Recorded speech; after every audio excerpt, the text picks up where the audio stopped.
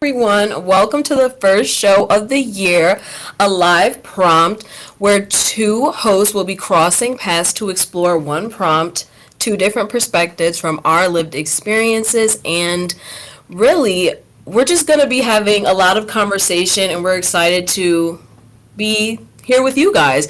We're sorry we're a bit late, color people thing, color people talk. Just joking. All right, but to share a little bit about me, I'm a writer, I'm a content creator, I'm someone deeply committed to truth telling, storytelling, and healing in our world.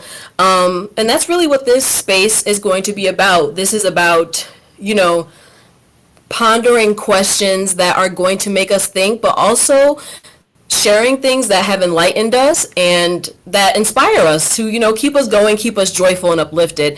So every Wednesday, we're going to be going live. Just so you guys know, sometimes you'll see me, sometimes you'll see Angel and someone else. It will depend, but I'm the in-house, so you will see a lot of me, and I'm excited to get to know more of you. So tonight's prompt is one that I have personally been wrestling with. Um, to be honest, on a real note, it was hard for me to figure out how I wanted to bring this to you guys because the prompt is, as you guys saw in, the ad, is how do we build businesses with a soul in a world that rewards, really just shortcuts and things that we know are morally and ethically wrong but keep the world spinning. Um, so I guess let's get into it. I want to start by naming something that we don't often say out loud, which is most of what we call business today is something that isn't really designed for our souls. It's designed for speed, for scale, for survival. I do have my notes, guys. I'm a notes person, so if you see me glancing, it's just my notes. But I do really I want to focus on that point because I feel like a lot of people do come into the spiritual industry with the intention to heal spaces truly and genuinely. But I feel like our society, somehow things get twisted because the society itself is twisted, the foundation is. So it's like, how can we maximize our own talents, the gifts that we have? Because people have these degrees, and I never want to disregard anybody's work because it takes so much work to get a degree and then to continue climbing up that educational ladder. But I have to say, it's so stressful to see the commodity that spirituality has become. It has become it's a booming business. It's making a lot of money. And I can tell that, in my opinion, I feel like things are very performative. So I want to, shoot this out now to Angel to hear her perspective on the matter because I feel like for me, I just think that a lot of people have good intentions, but for us to move forward, we kind of have to weigh in our reality as well. Yeah, no. Well, I'll introduce myself since I didn't get an introduction. Yes. Hey everybody, I am Angel Livis. I am CEO and founder of the Alive Podcast Network. And no, I think that like the prompt of the day is very true, especially when everybody is just so used to living in a microwave society where we want everything quick. I think there have been so many successes due to social media and that just the progression of the internet that has made people think like, oh, I can be an overnight success. I don't really have to Yeah. put in a whole lot of work. um, I am worthy, or this very Mm-hmm. entitled mentality around like how people show up. And I think it's one thing to feel like you are worthy, because yes, I do believe we are all worthy of garnering a level of success. And um but it doesn't just happen. You Mm-hmm. have to like put the work in. So, yeah.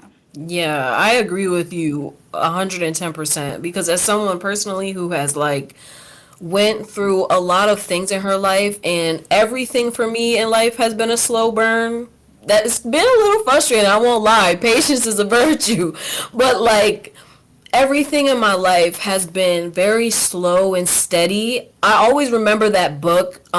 Which book is it? The Tortoise and the Hare. It really stuck with me growing up because I was like, I understand that people may like be able to run circles around me in other aspects, but when it comes to my soul and my integrity, I've been able to move so slowly. And I think other people who have really done that work, they're looking at like the spirituality, excuse me, of our society and the microwave ability of it. That's not even a word, but and it's just kind of disappointing, I think, for people who have done that work to see it become another commodity, another thing that people are slapping a price tag on and thinking that they can get through quickly. Yeah. So, I mean, like, I agree, but I also feel like sometimes people feel like, oh, I've been working in an industry for 2 years, so I've been putting in work and I've been diligent in those 2 years that I'm deserving of like some granular reward, whereas that's not necessarily the case. There are a lot of people who are working hard on their jobs and are adamant and put in overtime, and especially people who have like people that they're caring for. So you think of people who are showing up, doing the work, putting in overtime, but then they're coming home, they got to be a caregiver, whether it's for a parent or a loved one or they're a parent themselves, um, or a spouse. And so it's also being mindful that like your grind has to be twice as hard as the next person that wants it. And so sometimes people just think that it's an automatic, like, I'm going to win, I'm going to come out on top. And it's just going to happen when you least expect it. And I think, again, I think there is some truth to it. And I do think your spirituality and how you show up and how you pray about things and how you manifest different things to come, it's not one way or the other. It's not like you're just manifesting and it just happens. Like, you got Yeah. to earn it, you got to still deserve it. Yeah, well, I do have like a little bit of a contrarian point to that though. I think that like when it comes to deserving things, a lot of people, because I won't lie, our society is very Christian oriented, and I think people already inherently feel unworthy. So I think that like when it comes to our society playing into your worthiness being able to come from your job, or genuinely feeling like you're not being recognized for how you do show up, because it's like the deeper question that our prompt really brings up is like, should we keep building businesses the same way at all? Because even our most soulful intentions get filtered through systems built for speed, extraction, and survival. Because just like you're saying, it's like some people feel it's like you're gonna have to go 2 times as harder for this business, and but the reality is every business owner is gonna be looking at their employees and perspectives from a different perspective. So if they're feeling like, okay, I don't feel that this person is showing up in the way that I want them, but that person is like a narcissist and nothing will ever be good enough. How can we can't combat that. There will always be, well, what I've seen in my experience is that there's always loopholes. There's always some way for capitalism to just be sneaking its way into whatever is trying to be built. And the thing is, I understand we're talking about businesses, right? But I feel like soul work can't thrive in survival mode, and that's what we're seeing right now, because there's a BetterHelp commercial every 2.5 seconds. There's always some ads. There's always some kind of course that can help people build the mental that they need to survive what essentially is our society. You know what I Okay. mean? So I want to go back to something you said like 5 minutes ago, but I wanted you to get your point across so I can make sure that I understood. You made a point of like, we're always in, like, we never think that we're good enough, or, and I would have to beg to differ. Like, I've never gone into any situation thinking that I'm not good enough. I've never, and it didn't matter who was at the table. And I was, extremely blessed, I will say, to be able to be in some of the rooms that I've been a part of at a very young age. But most of the time, I was the only person who looked like me in the age bracket that I was in at that particular time. And so, but I never felt like I was unworthy of being in the room. I think I have had amazing parents who always poured into me that, like, yo, whatever it is that you believe that you want to achieve, you can do it. And so I think that gets us into other uh, environmental upbringing type of notions of how we see ourselves based on the environments in which we have been confined. And so Yeah. I think depending on what that looks like for individuals, they can have that. And I think everybody has imposter syndrome. I want to be very clear. Like, I don't think anybody is exempt from it. And I actually think a certain level of it is healthy because it actually shows that you care. Having butterflies before you go on stage, it shows that you care. And so I think that most people, I think it just depends on who they surround themselves with. We can't control who our parents are, but we can control whether or not we step out and we get a mentor to help us understand our value, our worth, even if there are narcissists in the situation. I've dealt with that on several occasions. And I think that with narcissism, um, you have to know who you are. Because if you are bendable, then they will tell you who you are, and that is what you will go with. But again, it's having that right foundation as well as being able to talk to other people. I think right now narcissism has become such a prominent word with people that they've been researching it and really trying to understand it. It has always existed. This is not a new thing. Most Mm-mm. people are just now putting a name to it, right? And so, being able to maneuver around how do you deal with difficult people, or how do you maneuver and deal with individuals who see things from a very narrow lens, their way. Um, I think that also is based on like how you view and see yourself. And a lot of times you can have like great self-esteem. It's not that. A lot of it is like you can be a very empathetic person. Like, I am an extremely empathetic person. I will relate and I'm gonna see the good in you. No matter, kind of like, you can do a whole bunch of stuff, but for whatever reason, Angel will find that little angel in you and be like, "Oh, you're not so bad." I do not do that. I can't relate to that. I I do it time and time again. Now, it doesn't mean you have the same level of access to me. However, I still try to see the good in you, right? And I think that, like, as we maneuver and grow and build companies, yes, I believe it's important for us to be very intentional around how we show up in those businesses. Um, but I also think having the right support system is integral. Yeah, I think honestly, I hearing you speak in the way that you are, it reminds me of my aunt Monique. She is someone who I and this isn't like a jab at you or anything. It just reminded me of it. It's my aunt. She was someone who I like truly admired because I felt like she was someone who had life figured out in the way of this society because she was the manager for Valentino. She worked with Alexander McQueen. She did all of the stuff in New York.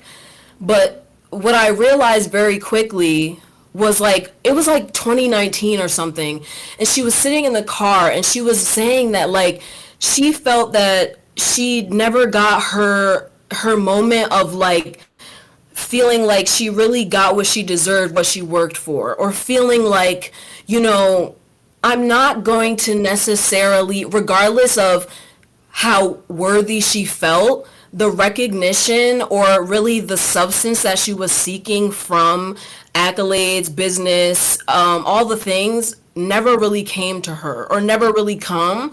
And I just feel like, because the reality is, from my opinion, like, our businesses are connected to our soul because the root of business is supposed to be for other people.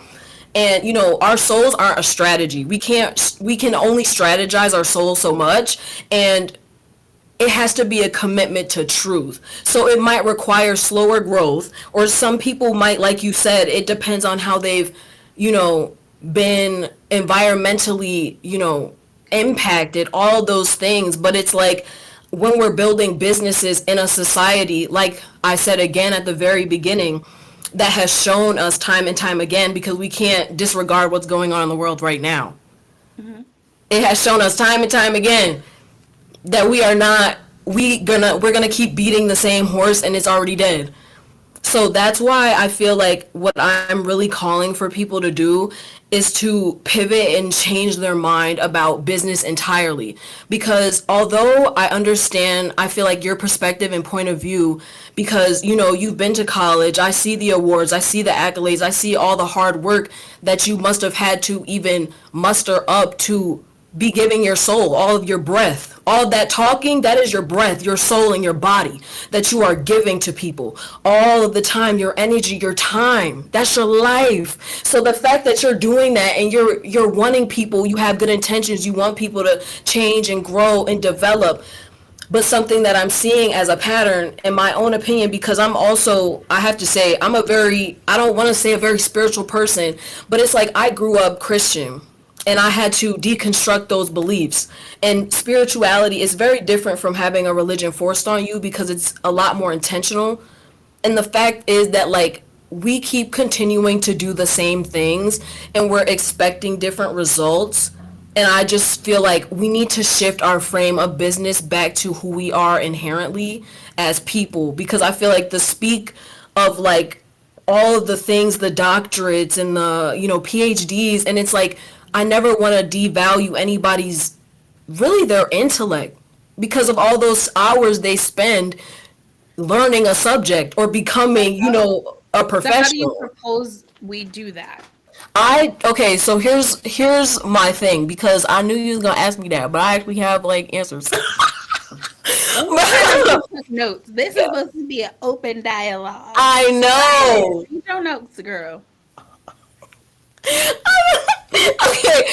Okay, so I think one of the main things that we really have to do is, actually, let me not look at my notes, because right now my mind is on fire. I think one of the main things we have to do is, like, come to terms with the lie. I think grief might be one of the first things. Like, I know that Grief that is might a sound lie? so, like, Wait. disproportionate. Whoa, whoa, whoa. So are you saying grief is a lie? No, no, no, no. I'm saying we have to deal with the lie. And the lie, I mean the American dream, the capitalist propaganda, all the things that really were imprinted on us to make us believe that this is the only way of life that we can live. So, what I'm saying is grief. I feel like our society, people, especially business owners, like, in their own personal lives, they need to grieve whatever truths they know are holding, or lies that are holding them back. Like, it needs to, like, there needs to be a moment of reflection, because it's like, you have to decide for yourself whether you're going to move forward with integrity and really be for the people, or if you're going to be another, really just like another ad on a wall.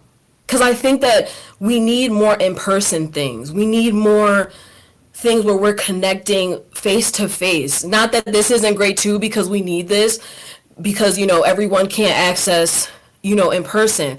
But it's like, COVID's not, we don't have COVID no more, and the main reason why we started doing that was because of COVID. Like, we need to sit in each other's face, we need to accept being annoyed, and we have to grieve.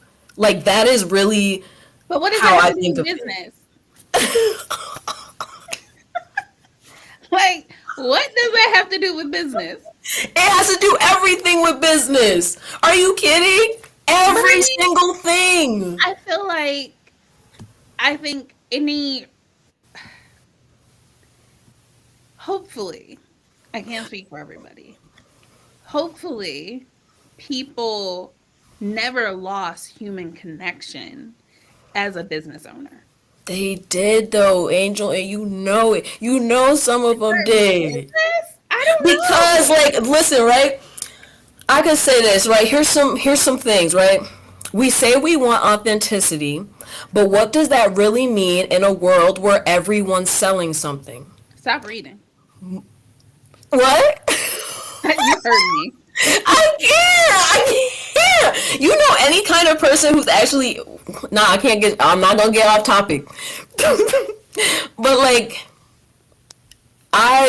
what if it just sounds crazy. I just don't want to be. I don't because the thing is, I know that my way of thinking of it may seem negative or may seem like, oh, girl, like that's not. But the thing is, I've been personally having because I don't. I've just been very, I would say, connected to God or whoever you want to say it is Mhm. for so long, and I feel the messages be so clear and so prominent, and the thing ever since I've like come to this planet has been like wanting other people to feel their feelings, like, and it seems so simple and it seems so like what does that have to do with business, but it's like, well, I mean, everything. Have you seen our world? Like, if everyone's selling something, come, like, I mean, obviously, we're still gonna have businesses and trades and bartering, but it's just really to reframe the way that we're doing it because our digital age really upped things for us in a way that I don't think we've been able as a society to comprehend because we always keep going. There was the only pause we had as a society was COVID, and everybody saw what happened during that time. But we just jumped back like everything was normal, and it wasn't normal. I mean, I hear you. Um, I feel like we kind of went all over the place and back, but I'm glad we back. Um, and I think that the points that were made in regards to being able to feel, I don't know. I think, and maybe because I'm not a huge feeler, like I'm extremely empathetic. I, It might I, be sympathy. mm, but I think my level of feeling, I don't know. And I think it just depends on how people are constructed. I don't think Yeah. everybody are is born to like your point around everyone being sellers, everybody selling something. I don't think that's true. Like I think No, that but there we're are in the context of business. That's everybody in the business is selling something.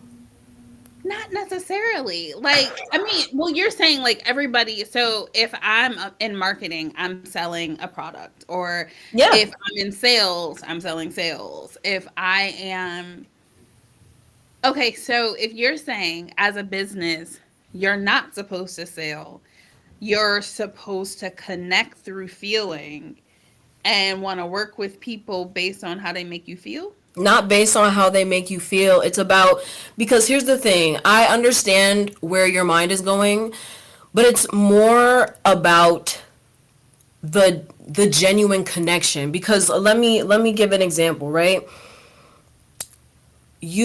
Okay, let's say a lot of people are selling courses right now on how to become better content creators, how to really just do the thing that everyone is doing right now so they can make money online.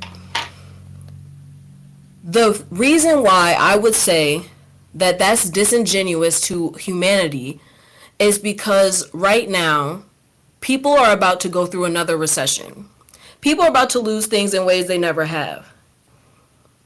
Why would anybody need a course right now when they not about to have food on the shelves?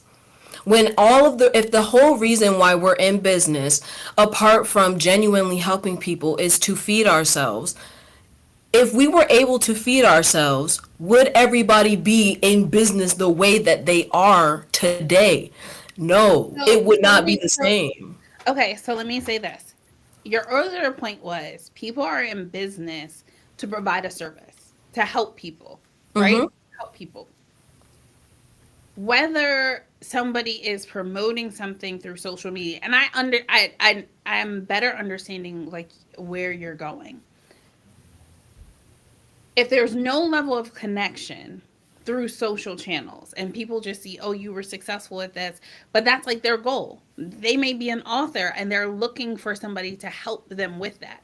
They may not know anyone. I don't think they just automatically jump in bed with these people if it's something like that. I think they may learn more, go to their website, figure out, is this somebody that I would want to work with? And to a degree, the most successful companies, they're doing business with people that they like. So even if I find somebody online and I say, oh, well, I want to work with this person or this person has had success, but I've never had a conversation with them, I'm the one who is looking for that person. So the person on the other end that is selling, for me, I look at it more as though if you are walking in your purpose, if God gave me the gift of being able to put out information and really generate revenue from that, I'm teaching you something that is beneficial, that it is my gift. So I can't get with it being like, oh, well, I'm selling something like everybody's like if I feel they're like that, yeah. go ahead. I feel like that's the justification that everyone kind of gives themselves. And I'm starting to understand too where you're really coming from, because you told me that like you had both parents and you had a household. So I feel like you're speaking from like a middle class perspective. And I feel like that perspective like is kind of the reason why our society is the way it is. Not to like completely point you out, but I think that like I hear that perspective from the people of like your demographic and age group like so much. And I think it really is like it's interesting because it's like on the one hand, I understand the world that you guys grew up in and the things that you guys were But told you you were can't. going to be. But you You can't. can, you can, you You can through can't. You education and through learning and through experience. You can. That's the thing that you guys think is, you think your experience is gate kept. Your age and your specific generation of life does not mean that your experiences are gate kept. The world has been continuing to have the same experiences with different people for millennia. hmm So the Nobody's fact, saying so that it's it's like, gate kept. Nobody's saying that it's gate kept. All I'm so, saying is it kind of, you but you just said can't. I can't. No, no, no. What I said is you can't understand it because you never went through it. Just like I can't sit here and say I understand what your life situation was and how you grew up. I can't honestly say that I understand it. From a feeling perspective, I can have empathy. I can say, oh, dang, that's messed up. I never went through that. But there is no way that you can understand if you grew up in a single parent household and you You never grew gotta up. know you don't know my whole life. I've had I don't, multiple I don't, I lives. don't, I don't know your whole You life. don't, But what I'm exactly. saying, yeah, but you are implying that you know my situation based on what I've shared. These are not But things that that's not you what I was automatically. saying. That's not what I was saying though. But what What I'm I was saying, saying to you, let me finish. What I'm saying to you is unless somebody has walked in your shoes, you cannot explicitly say that you understand what that person has gone through.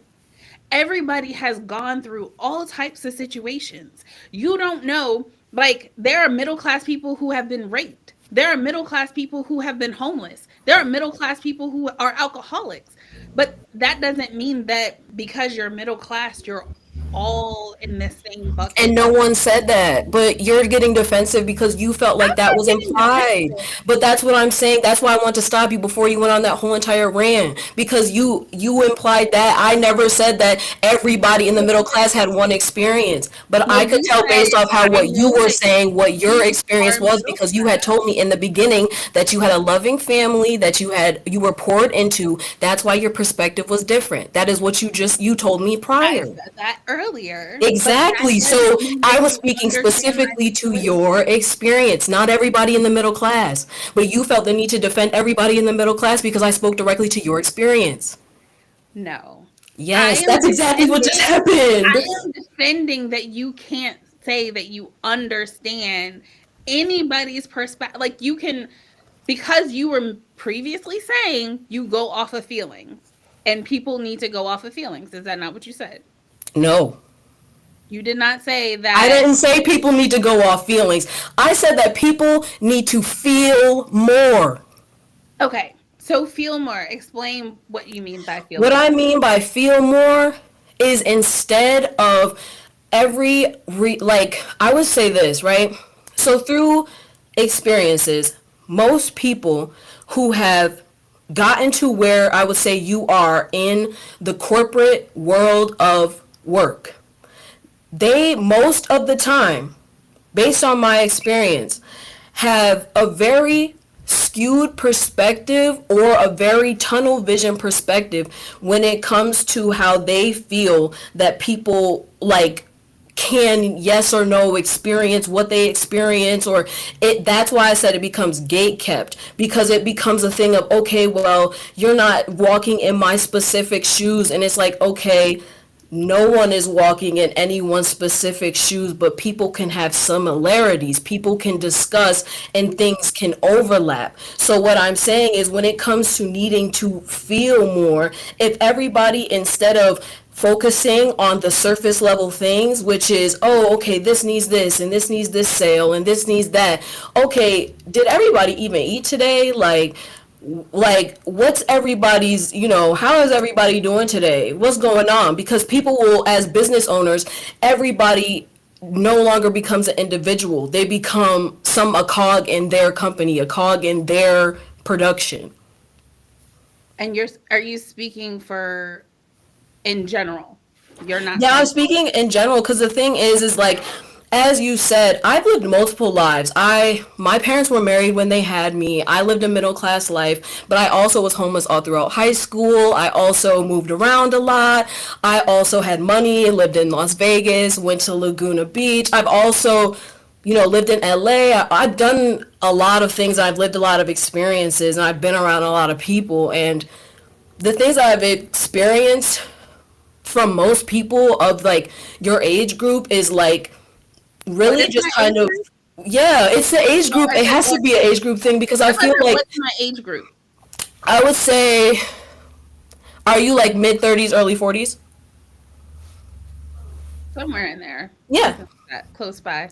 Yeah, so it's like I feel like that demographic, it just feels like, especially of black women, like everybody works so hard, everybody's working to the bone. Like my mom literally worked so hard that she has had several strokes at like the age of 40. And my aunt, she like gets random like allergies and like all kinds of stuff. And my mom and her grew up in a middle class family with both their parents married and still had many different experiences. But my aunt, she moved to New York City and she went and lived that life, and my aunt has been to Kenya and Paris and all over the world.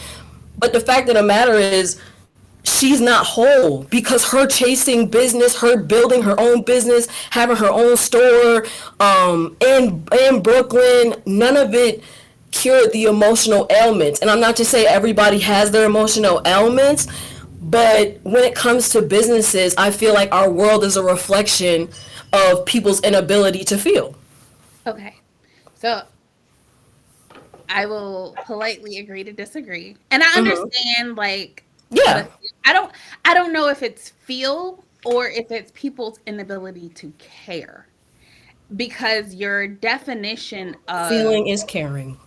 Caring is feeling. okay. But I think that, um, well, I'll ask this. Have you ever ran a business? I have with my mom. I ran her business. She had successful business, hair, nail, and spa. Okay. So I think as a business owner, it's not that you don't feel, and I've worked at a lot of companies that actually had great company culture that does actually genuinely care about the employees. All the way down to their benefits packages and all of those things. So, I mean, again, I can't completely subscribe to companies don't care about their employees and they're not checking on their employees, because I think that also goes down to the individuals who are running those organizations, not necessarily the company as a whole. Like, who's the manager, like how that person interacts with their teams. Um, from another lens, though, I do understand how a lot of people did not want to live the lives of their parents. And so it's just interesting, the perspective being that, if I think about my grandmother's generation, I know my mom probably did everything in her power to do different than her parents did. Um, I'm not going to say I wanted to do everything different than my parents' generation, but a lot of people under my generation are like very rebellious and like, I'm not doing that. Like, that's not what I want to subscribe to. And I think that's the beauty of generational growth. I don't think that there is anything wrong with individuals um, loving the work that they do. However, not being depleted from the work that they're doing. And I think that there's a difference. I work a lot. I love my job, but I feel very complete. I have girlfriends. I've been married. I have children. I have relationships and I have success. And so for me, it's up to individuals to set the boundaries around what success looks like for them. In my company, we have weekly check ins that start with, "How are you doing?" for our team. So, again, I can't subscribe to and say businesses aren't ran with soul in mind, because whatever individual created their companies, a lot of who they are gets poured into their businesses. So whether it's if they're good people, they're going to want to help people grow and let them leave the company when it's time for them to leave. Um so yeah. So I think we can wrap that one up and go to our lighter prompt. Because we're already almost 40 minutes in. Um, but I think it was a great conversation. I think it was very, I think intergenerational as well. I think it was And eye opening for me, for sure. why eye opening? I just think it's, to be honest, I feel like I just hear your perspective all the time and it's just disappointing. Like, I feel like you guys are so, like, capitalist driven that you guys can't think of another way of living. Like, even with what you were saying, like, I understand what you're saying, but I feel like what I'm saying isn't fully understood, because instead of everybody being like, we're gonna grow from our generation of our, we don't want to be like our parents, or we're being rebellious, or, but it's like, our culture of black people, we came over here on ships. Like I just feel like it's not realistic, but I feel like, I feel like I'm just gonna have to be that change, and that's okay. Like, I don't know. It's just, especially as a black woman, with your owning this network and creating something for other black people to speak, like, that's such a feat. But I feel like in our society, black people have become very elitist, and it's just becoming, okay, how can I become neck and neck with my white competitors? And it's just tired, and I guess I'm bored with it. That's where I am. So I just want to make sure I understood what you just said. So are you saying, because you said it was eye opening, Hmm. So are you saying that you feel as though my perspective lends to I am doing what I'm doing to compete with my white counterparts?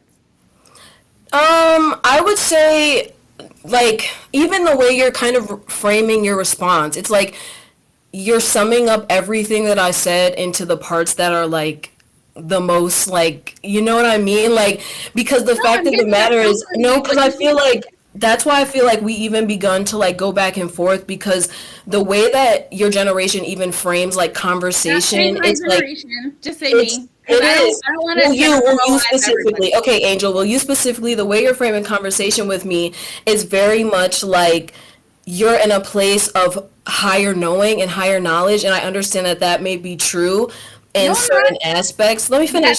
Let me finish. But I just think that is, like intergenerationally, I have seen black women, all over the world continue to like go down the path of, becoming successful. And I know successful looks different for everyone, but in our society, success looks kind of the same for everyone, and I feel like I just want to touch on that. I want to like speak on the actual, I guess, realities, and I want to stray away from the norm, conservative, religious, like all of those things that I feel like inadvertently people well, I won't say, I can't say you fully because I haven't seen everything that you bring to the table. I haven't seen everything fully, but I just feel like certain things can be like disingenuous because it all becomes a business, it all becomes just pattern, and I feel like that is what I mean when I'm saying there's no connection, because you can ask people how they're doing, but are people responding? Like, are you getting responses? Do you have those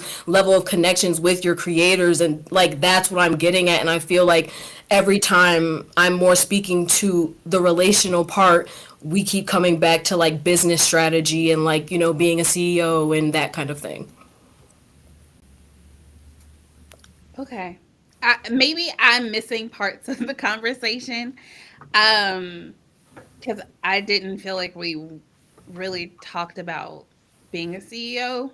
Um, and I felt like most of the conversation was very relational based. But again, maybe it's just me. Maybe it's my generation. Um, I think the other thing I would just say, while the conversation is around having soul in the business, um, I don't know too many businesses that will have someone barter services in a traditional type of business setting. And so, um, just to be like fully transparent, like I also feel like your statement around, um, I guess kind of like how you felt like I'm being defensive or I'm responding to certain things. And I think it's very interesting based off of our initial conversation. Not this one, but when you were interested in joining the network. And I say that because normally those conversations are 15 minutes. Did I rush you off the phone in 15 minutes? Yeah, but you see how this is No, no, we're having this no, no, no. conversation now? No, See how no, you're no. doing this? No, Angel, I'm I'm gonna have to trying. leave. Goodbye. Okay. So that was our first alive prompts, and clearly things got uncomfortable, but that is what you can come to expect from the conversations. Being able to deal with difficult conversations, being tasked with certain things that you may not expect per se. Unfortunately, we didn't get to the fun question, but it's all good.